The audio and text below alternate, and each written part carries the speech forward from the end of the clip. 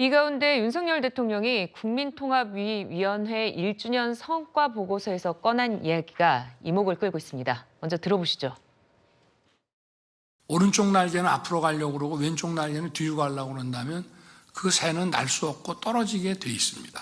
시대착오적인 그런 투쟁과 혁명과 사기적 이념에 우리가 굴복하거나 거기에 휩쓸리는 것은 결코 진보가 아니고 우리 한쪽의 날개가 될 수 없다는 점은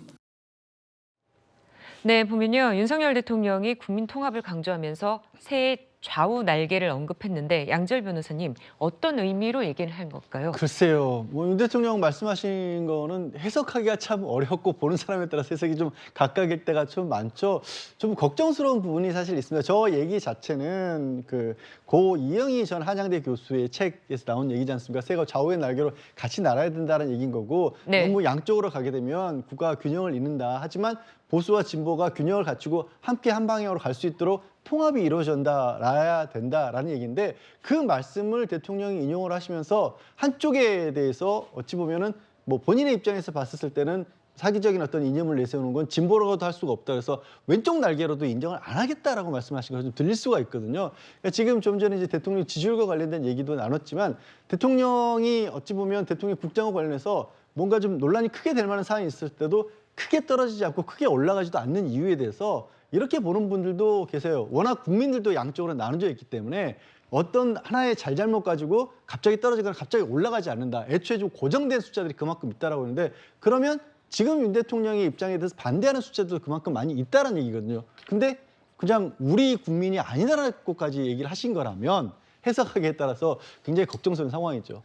저기에 좀 보충 설명이 약간 필요할 것 같은데 윤 네. 대통령의 그 어제 말씀 중에 정율성이라고 지금 광주광역시가 예산 48억 원을 들여가지고 마무리하겠다고 밝힌 강기정 시장이 얘기해가지고 그 문제가 된 그 사람이 이제 팔로군 행진곡을 작곡했는데 그게 지금 중국군의 공식 행진가가 됐고 북한군의 행진가도 지었고 북한군의 선전부장으로 6.25 때 내려왔던 사람인데 이 사람의 기념공원을 짓겠다는 것 때문에 지금 논란이 지금 크게 되고 있어요. 이 부분을 언급한 겁니다. 그리고 아까 그 새 두 날개 얘기했는데 리영희 교수에도 나오지만 이게 원래 중국의 고사에 보면 비익조라는 새가 있어요.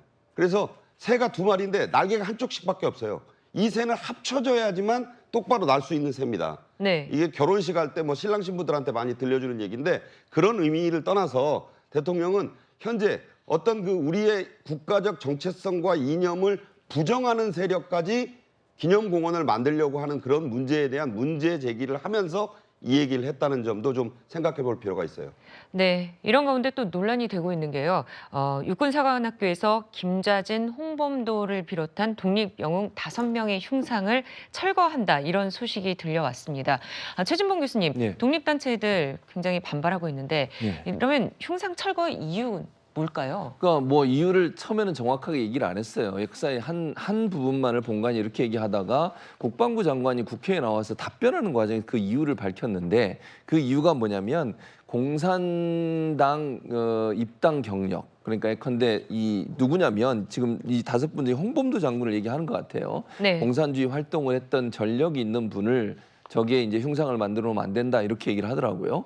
근데 이제 그게 홍범도 장군이 소련에서 소련 지역에서 이제 광복군 활동을 하면서 소련 공산당 입당한 경력이 있어요. 아마 그걸 문제를 삼는 것 같습니다.